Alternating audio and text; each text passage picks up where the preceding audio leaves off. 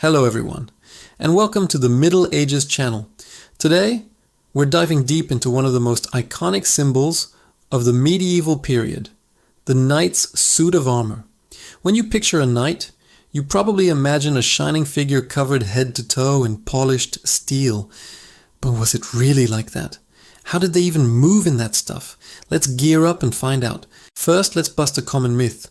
Knights weren't clunky, slow-moving tanks who needed a crane to get on their horse. A full suit of plate armor at its peak in the 15th century weighed between 45 to 55 pounds, or about 20 to 25 kilograms.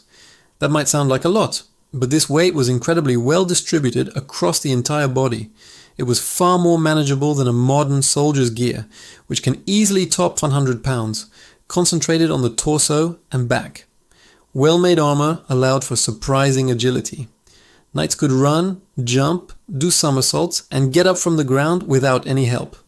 It was tailor-made, like a bespoke metal suit, designed for a warrior's CV of fighting, riding, and living on the battlefield. But plate armor didn't just appear overnight. It was the result of centuries of evolution. Let's rewind a bit. In the early Middle Ages, around the 11th and 12th centuries, the go-to protection was mail, or as it's often called, chainmail. This was a shirt, and sometimes leggings, made of thousands of interlinked iron rings. Mail was fantastic against slashing attacks from swords. A blade would just skid off the rings, but it offered very little protection against a piercing thrust from a spear or a powerful blow from a mace or warhammer. The force of the impact would still transfer through the mail, breaking bones and causing massive internal injuries. To counter this, knights wore a padded garment underneath called a gambeson, or an akiton. This thick, quilted jacket helped absorb some of the shock and made wearing the mail more comfortable. As the centuries progressed, armorers started adding solid plates to reinforce the most vulnerable areas over the mail. It began with simple knee cops, then elbow cops, and eventually small plates on the shins and shoulders. These early transitional armors of the 13th and 14th centuries were a hybrid system, combining the flexibility of mail with the rigid protection of plate. Think of it as a patchwork of defense, with each piece added in response to a new battlefield threat. Then came the golden age of plate armor in the 15th and 16th centuries. The development of better steelmaking techniques allowed armorers in places like Milan in Italy and Augsburg in Germany to create full, articulated suits of plate. This is the classic shining armor we all know. Every single part of the body was covered by a shaped and fitted steel plate. Let's break down a full suit from head to toe. At the very top, you have the helmet. Helmets went through a huge evolution, from the simple nasal helmet of the Normans to the enclosed great helm of the Crusades, which offered great protection but limited vision and breathing. Later designs like the bassinet with a movable visor, and eventually the armet or the close helm, provided a better balance of protection, visibility, and ventilation. These later helmets were masterpieces of engineering, fitting the head perfectly. Moving down, we have the gorget, which protected the neck and throat. The shoulders were covered by pauldrons, large curved plates that were often asymmetrical. The right pauldron was sometimes smaller to allow for better movement of the lance arm. The arms were protected by riri braces for the upper arm, karas for the elbow, and vambraces for the forearm, and of course gauntlets for the hands. Gauntlets were incredibly complex, with dozens of tiny plates for each finger, allowing a knight to maintain a firm grip on his weapon. The torso was protected by a cuirass, which consisted of a breastplate and a backplate. The breastplate was often shaped to deflect blows, with a prominent central ridge. Below the breastplate, a series of overlapping horizontal plates called folds protected the abdomen and hips, and attached to these were tassets, which protected the upper thighs.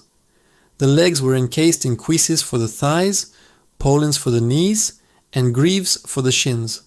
And finally, the feet were covered by sabatons, articulated steel shoes. Underneath all this steel, the knight still wore his padded gambeson for cushioning and shock absorption, and often a mail shirt or targeted mail patches called voiders to cover the gaps at the joints, like the armpits or the inner elbow. So, a knight was essentially wearing 3 layers: a linen undertunic, a padded gambeson, and then the steel armor on top. Getting dressed was a process that required the help of at least one squire. It was a careful ritual of buckling straps and tying points, ensuring every piece was secure. Now, how was this armor made? Master armorers were highly respected and well-paid craftsmen, true artists in metal. The process started with a sheet of steel. The armorer would hammer it into a complex curved shape, a process called raising. They would constantly heat the metal in a forge and then hammer it on an anvil, slowly shaping it to the customer's exact measurements. Armor was custom fitted. An off-the-rack suit just wouldn't work properly and could be more of a hindrance than a help. Once shaped, the pieces were polished to a mirror shine. This wasn't just for looks. A smooth, polished surface helped to deflect a weapon's point, causing it to slide off rather than bite into the metal. But what about the battlefield? Did armor actually work? Absolutely. A knight in full plate was almost immune to sword cuts. He was also highly resistant to arrows, especially at a distance. The famous English longbow could, under the right circumstances with the right arrowhead, penetrate thinner parts of the armor at close range. But it wasn't a guaranteed knight killer. The real threat to a knight in full plate came from specialized weapons. Maces and warhammers were designed to crush and dent the armor, transferring concussive force through the steel. Poleaxes had a spike for piercing, a hammer for bludgeoning, and a fluke for pulling a knight off his horse. Often, the goal in combat wasn't to punch through the armor, but to bypass it. Fights between armored knights often turned into wrestling matches, with each combatant trying to get the other on the ground, lift their visor, and slide a dagger, called a rondel dagger, into a gap in the armor, like the eye slit or the armpit. This was brutal, close quarters work. The cost of a full suit of armor was astronomical. A high-quality suit made in Milan could cost as much as a small farm or a luxury car today. Only the wealthy nobility could afford it. It was a status symbol, a declaration of wealth and power, as much as it was practical military equipment.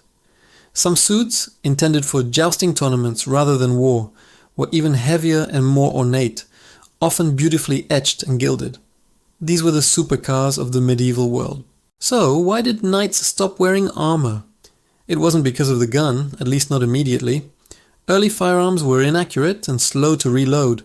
For a long time, good quality plate armor could actually stop a musket ball, especially if it was proofed, meaning it was tested by being shot at. The real reason was a change in warfare. The rise of large, disciplined armies of infantrymen armed with pikes and firearms made the individual, heavily armored cavalry charge less effective. As battles became larger and tactics evolved, the focus shifted from individual protection to massed firepower. Armor became lighter, with knights abandoning leg armor first, then arm defenses, until only the cuirass and helmet remained, what we call a cuirassier. The suit of armor is so much more than just a metal shell. It's a marvel of medieval technology, a reflection of the social structure of the time, and a testament to the incredible skill of the craftsmen who made it. It represents a constant arms race, a delicate balance between protection, mobility, and the ever-evolving threats of the battlefield. The image of the knight in shining armor continues to capture our imagination for a reason. It speaks of an age of chivalry, combat, and craftsmanship that is truly fascinating. Thanks for joining us on this deep dive into the world of medieval armor. If you enjoyed this video, please hit that like button, subscribe to the Middle Ages channel for more content, and ring the notification bell so you don't miss our next adventure into the past. Let us know in the comments what medieval topic you'd like to see us cover next. Thanks for watching, and we'll see you in the next one.